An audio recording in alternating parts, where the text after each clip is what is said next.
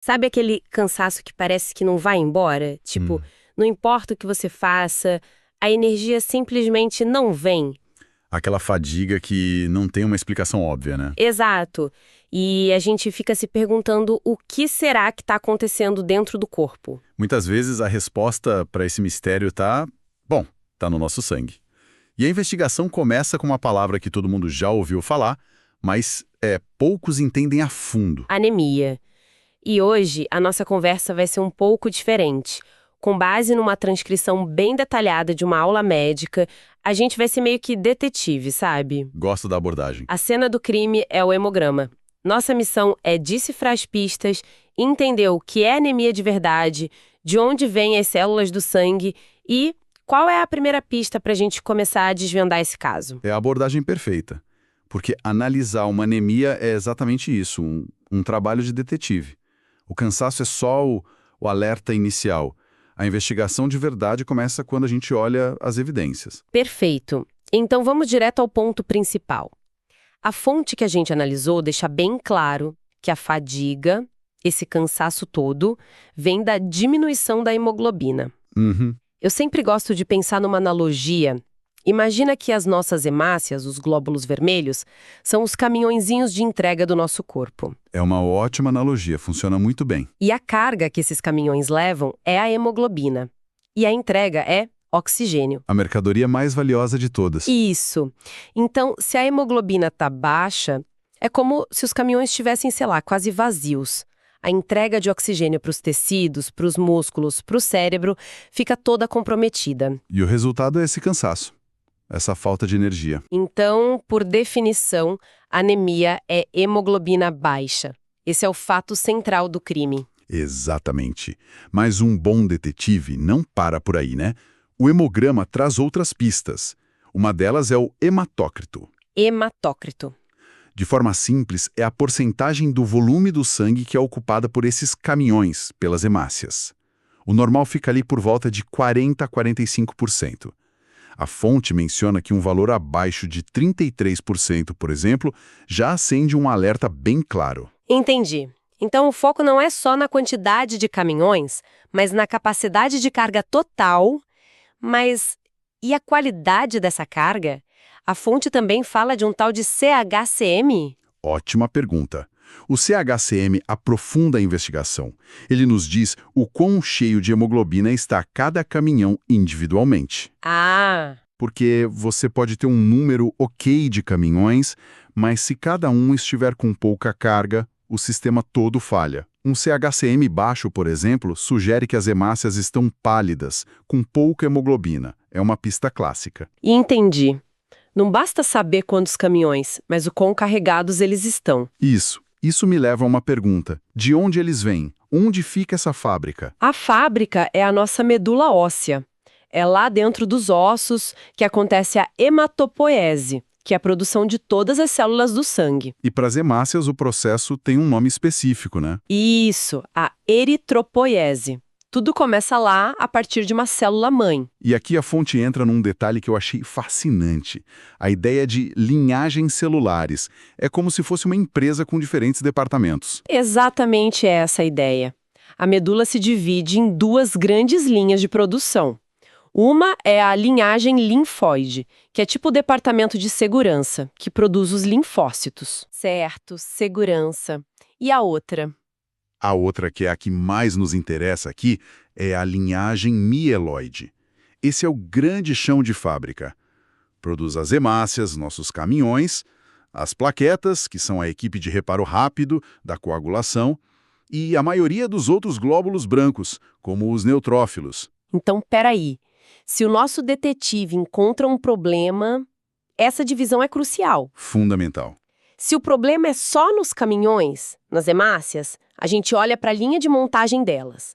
Mas se o problema afeta hemácias, plaquetas e neutrófilos, aí o defeito é na gerência da fábrica toda, né? Na linhagem mieloide inteira. Perfeito. Esse raciocínio é a base da hematologia.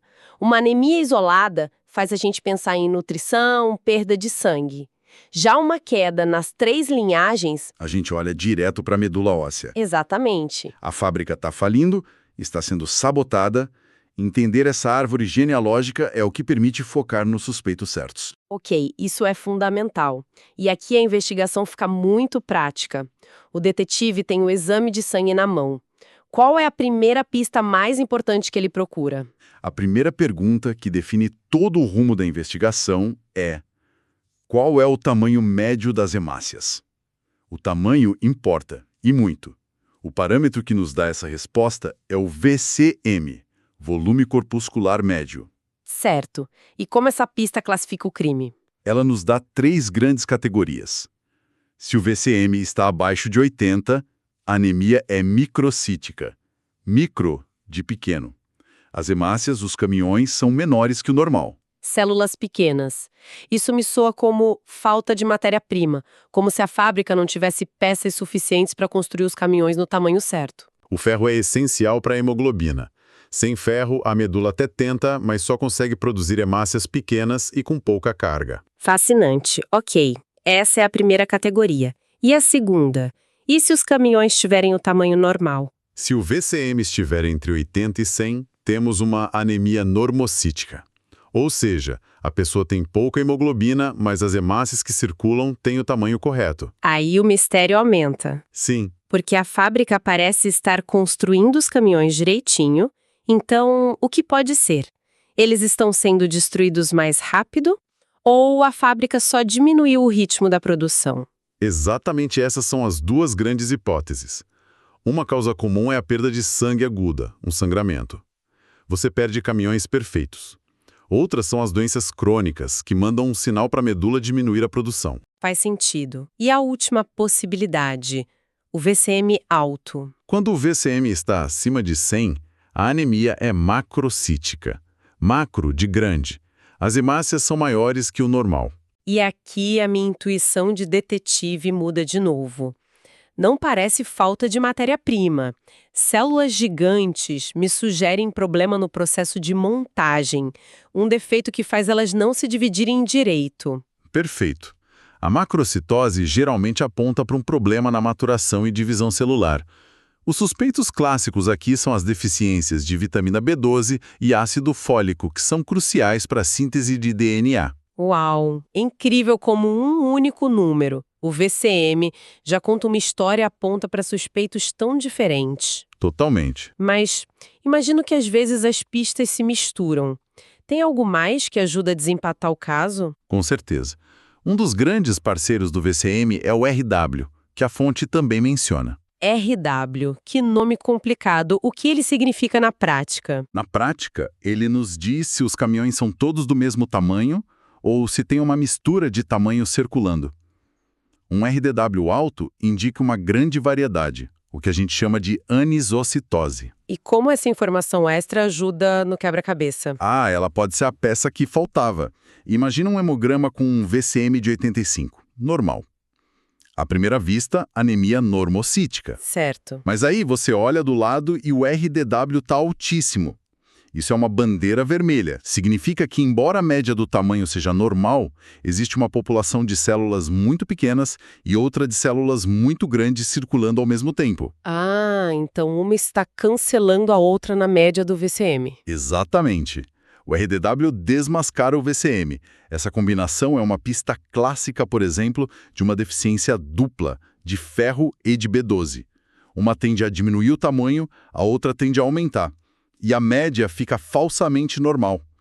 Sem o RDW, a investigação iria pelo caminho errado. Impressionante. É um raciocínio muito complexo que exige conectar vários pontos para ver o quadro completo.